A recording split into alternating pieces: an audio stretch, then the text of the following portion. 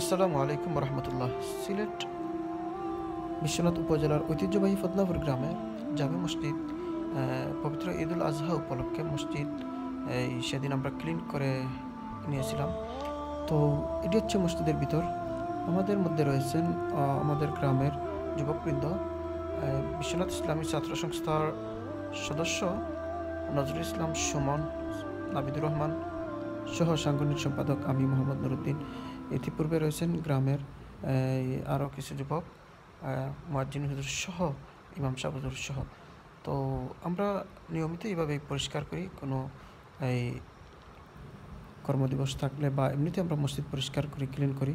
তো দেখতে পাচ্ছেন এটি আমাদের মসজিদ। সো আপনাদের কাছে কেমন লাগলো অবশ্যই আপনারা কমেন্টে আপনাদের মূল্যবান মতামত জানাবেন। আসসালামু আলাইকুম।